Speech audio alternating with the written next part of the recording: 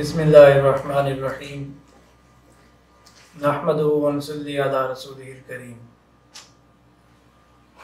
नाज़रीन, आज हमारे दरमियान पाकिस्तान के मारूफ सीरत निगार जनाब डॉक्टर सैयद अजीज़ुर रहमान तशरीफ़ रखते हैं। आप पाकिस्तान के उन सीरत निगारों में से हैं जो सीरत के उन पहलुओं पर रोशनी डालते हैं आम सीरत निगारों की नज़र जिन पर नहीं जाती। आपका ताल्लुक़ कराची से है। आप रीजनल दावा सेंटर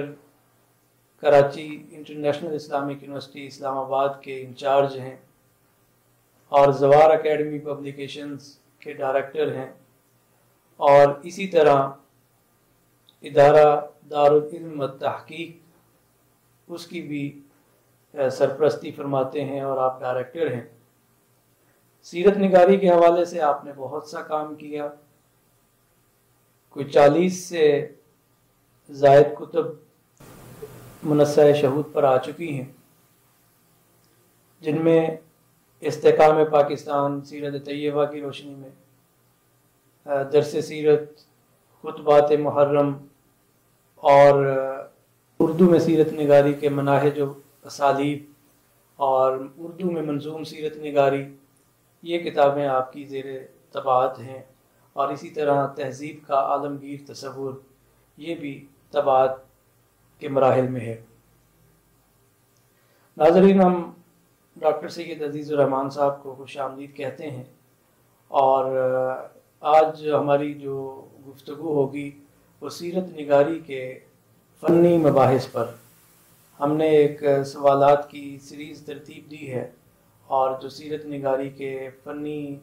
मबाहिस के इर्द गिर्द घूमती है। तो नाज़रीन, हम डॉक्टर साहब से इस मौजू पर इनकी गुफ्तगू सुनेंगे,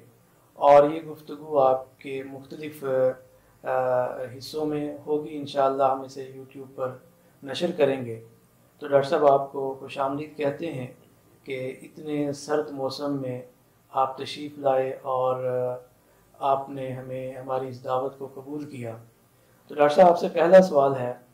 कि सीरत क्या है,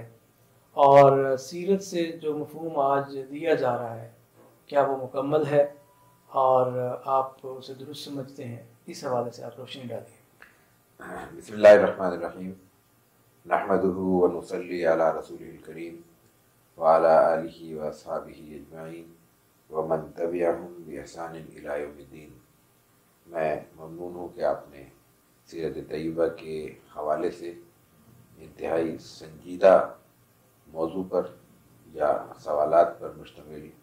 इस नशिस्त का अहतमाम किया, और मुझे अपनी कुछ तालिब इल्माना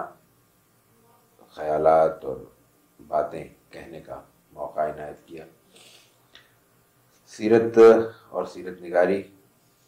अब अपने उस मकाम पर पहुंच चुकी हैं कि अब उसके फ़नी मबाहिस और उसकी फ़नी तफसीलात को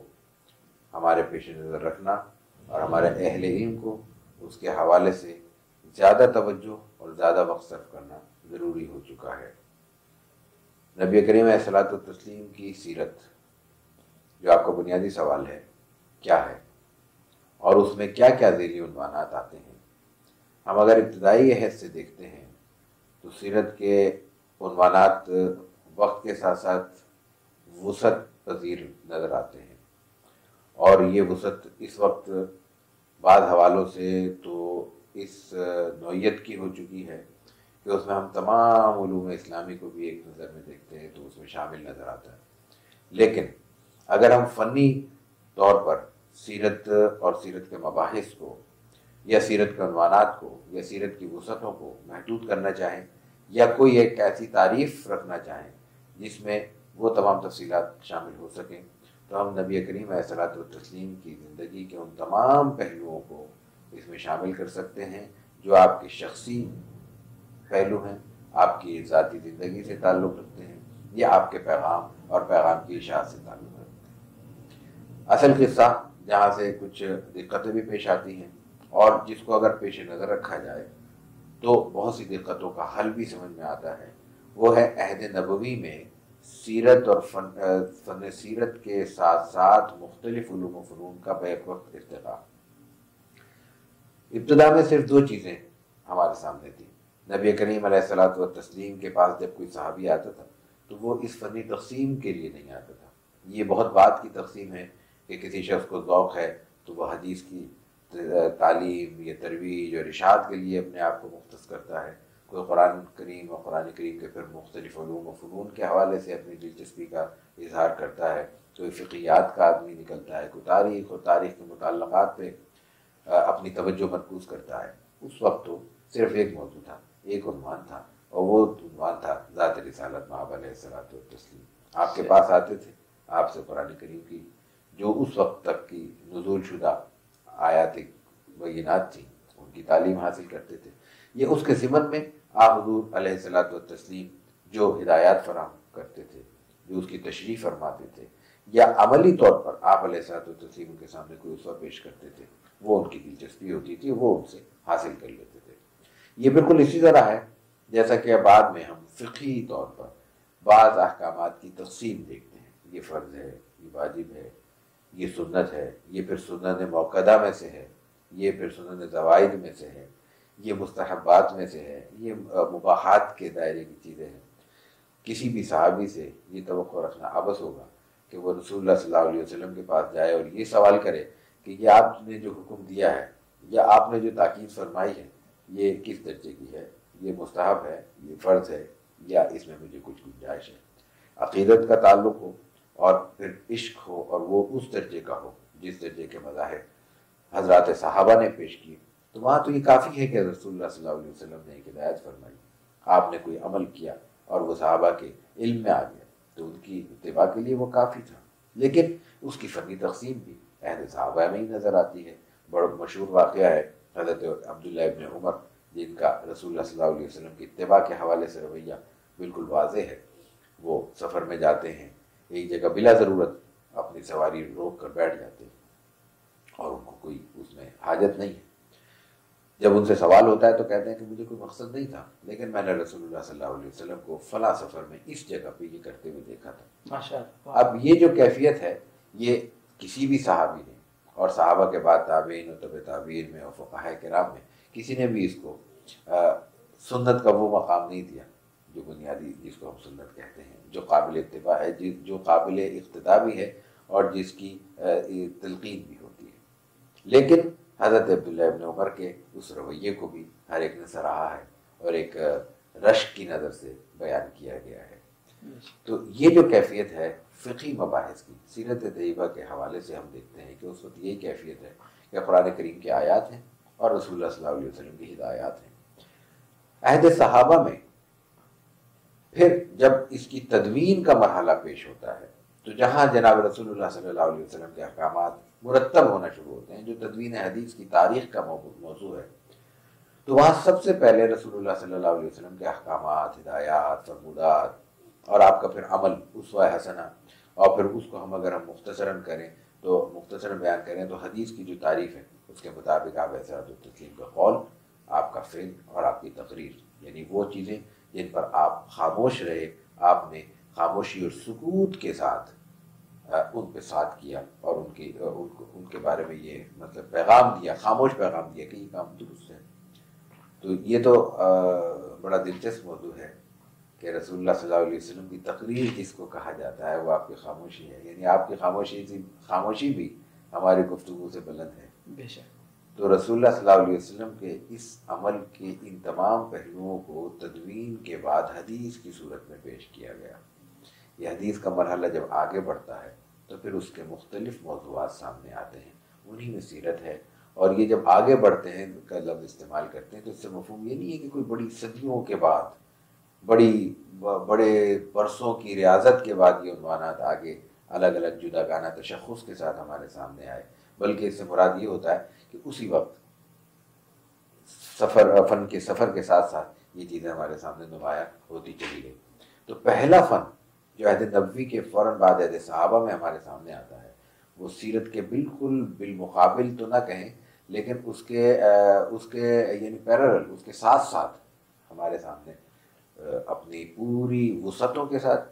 اور اپنی پوری توجہ کے ساتھ، ارتکاز کے ساتھ سامنے آتا ہے، وہ ہے فن سیرت، جس کو اس وقت کے ابتدائی لٹریچر میں مغازی کے عنوان سے یاد کیا جاتا تھا۔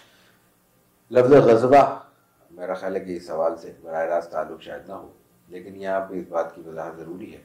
کہ ہمارے لیے لفظ غزوہ بھی بعض مشکلات کا باعث بنتا ہے۔ ہم سمجھتے ہیں اس سے مغازی یا جناب رسول اللہ صلی اللہ علیہ وسلم کی حیات مبارکہ کا عسکری پہلو مراد ہے، ایسا نہیں ہے۔ غزوہ یا مغازی اس وقت رسول اللہ صلی اللہ علیہ وسلم کی سیرت طیبہ کا احاطہ کرتا تھا۔ اگر اس کے ابتدائی عہد کی کتابیں ہم دیکھیں جن کے ساتھ لفظ مغازی ہے،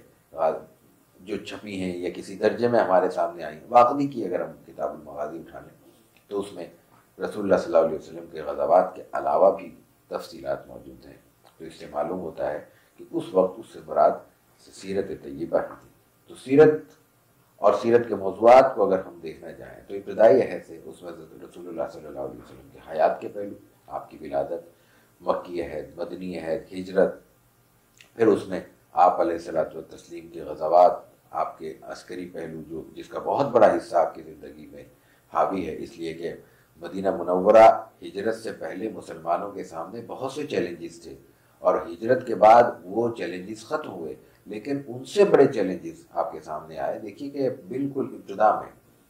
دوسرے سال ہجرت کے آپ کو غزوہ بدر جیسا موقع پیش ہوتا ہے، وہ تیسرے سال غزوہ احد سامنے آتا ہے، پھر اس کے بعد ایک تفصیل ہے،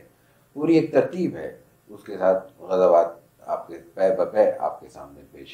پیش ہوتے ہیں، اور آپ کو ان سے نکلنا ہوتا ہے۔ اس تمام مرحلے کو آپ نے جھیلا اور اس میں اپنی مشقتیں بھی برداشت کیں اور مشکلات بھی جھیلیں، صحابہ کرام کی قربانیاں بھی ہیں اس میں۔ خود ذات رسالت مآب علیہ الصلوۃ والتسلیم مختلف مراحل میں زخمی ہوتے ہیں، آپ کا خون بہتا ہے وغیرہ۔ تو یہ تمام چیزیں، اور پھر اس کے ساتھ اسوہ حسنہ، پھر آپ کے شمائل، پھر آپ علیہ الصلوۃ والتسلیم کی ذات سے، آپ کی مکی اور مدنی عہد سے وابستہ بہت سی چیزیں، اس میں وفود شامل ہیں، مکاتیب شامل ہیں، معاہدات شامل ہیں، آپ علیہ الصلوۃ والتسلیم سے وابستہ صحابہ کرام کے سوالات اور ان کے جوابات شامل ہیں۔ بعد میں جب موضوعات مزید آگے بڑھتے ہیں یا ان میں مزید وسعت اختیار